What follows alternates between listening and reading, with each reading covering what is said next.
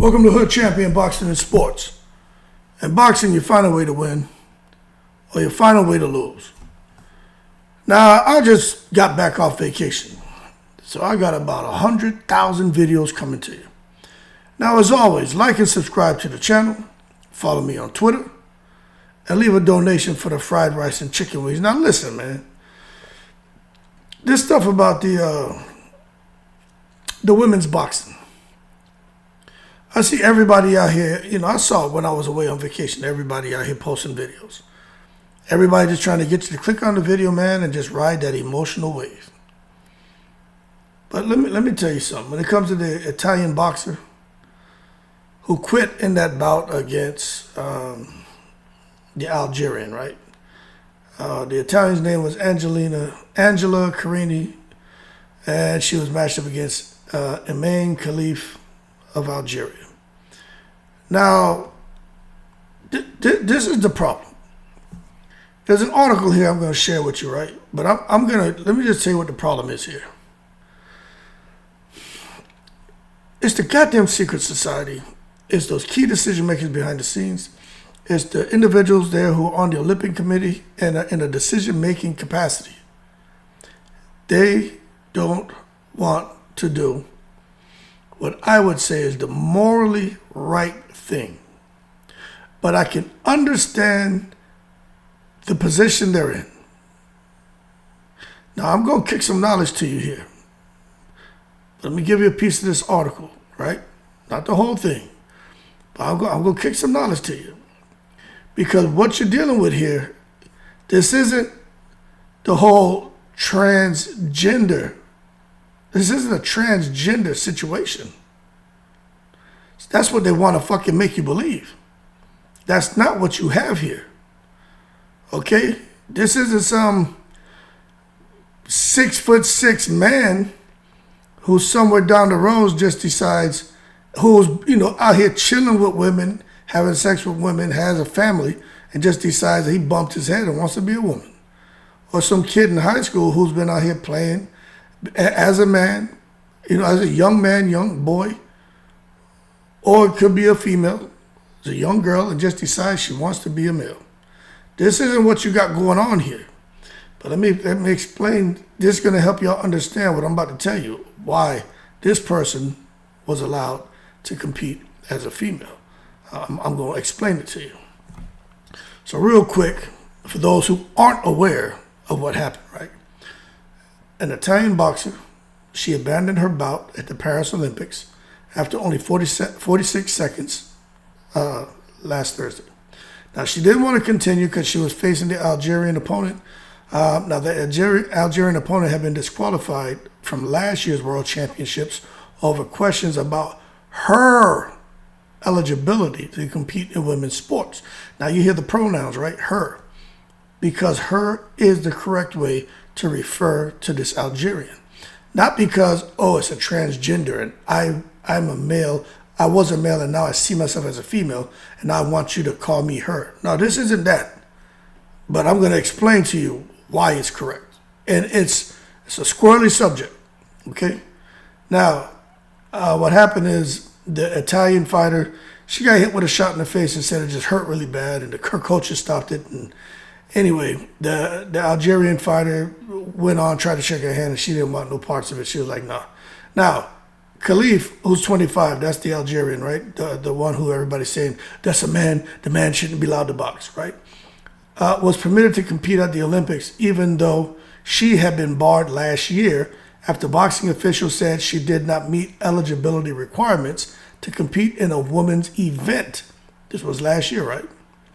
Another athlete also barred from last year's World Championships under similar circumstances, Lin Yuting, has also been cleared to fight in Paris. So he had two fighters were banned last year but cleared to fight this year, right? Now, I'm going to tell you why. Let me see. Okay, so it says here, the International Boxing Association, which ran those championships and ordered the disqualifications, ordered little insight into the reasons for boxers' removal, saying in a statement that the disqualifications came after the athletes did not undergo a testosterone examination, but were subject to a separate and recognized test. You understand? This is where it gets squirrely. I'm going to tell you. I want to see what else it says here. All right. Those rules. I'm going to tell you exactly what the hell the problem is here. And it's not their fault. It's not their fault. Okay, right here it says the International Olympic Committee, which is overseeing the boxing competition, said the disqualifications of Khalif and Lin at the 2023 World Championships have been sudden and arbitrary, and it defended their right to fight in Paris. Every person has a right to practice sport without discrimination, the IOC said.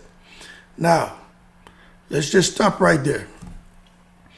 You're saying to yourself, right, these are women fighting. There should be women versus a woman. Shouldn't be a male in here. I'm telling you, I agree with you. But what did I say? This is a squirrely situation, right? I'm going to tell you the problem right here. When it says the IBA, International Boxing Association, the athletes didn't undergo the testosterone examination. You know why they didn't undergo it last year? Because if they underwent the testosterone examination, it would have showed Lin Yuting and Khalif, right? Both as XY as men. It would have showed them both as men. Okay? Because they were born as males. But then it says here, but they were subject to a separate and recognized test. The separate and recognized test is what allowed Lin Yuting and this guy, or this female, right, to participate this year. Now, you're saying, what test could they have possibly ran to allow these two individuals who were born as males to compete as females? And why are you saying it's not their fault? Because, man, they were born as males with XY chromosome. If it's two X's, you're a female. If it's X and Y, you're a male. But what happens is the Y chromosome is supposed to open up the pathways in order for the individual to start to develop some of those male characteristics as far as genitalia, etc., right? But what happens is that sometimes there's a physiological abnormality to where the Y chromosome doesn't really open up those gateways and pathways. So the person who's born XY as a male, they don't develop the male genitalia. You understand? So that becomes very, very tricky. And when that happens, a lot of times, you see this person as a young guy or as a young child. The parents decide, okay, we're going to raise he or she, a hermaphrodite is what basically you have, right? There's another thing out there, they call them a DSD or something. I'll tell you what they call it, man. I'll tell you what they call it.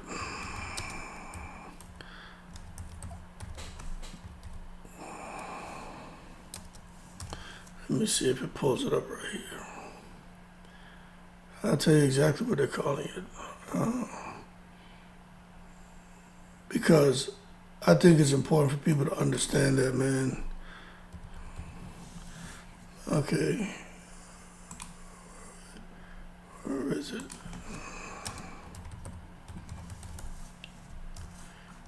I'm pulling this thing up for you. Because it's really unfortunate, man, because it's not the boxer's fault, man. If you're born as a hermaphrodite, it is what it is. Where is it? While this is thinking, let me pull it up. I just read a big old article about it. Everybody's going crazy. But anyway, while that's pulling up, let me finish what I'm telling you. But anyway, it's a hermaphrodite, but now they have this new term that's not, I guess, quote unquote, offensive. But that's what happens. So you get this person like the Algerian who got in there to fight the female opponent, right? The Italian. And he she was born a male, but as a hermaphrodite made a choice to identify as a female, right? At some point in time. So living her life as a female. Now, this is the thing that gets squirrely. There's not enough background on this Algerian fighter.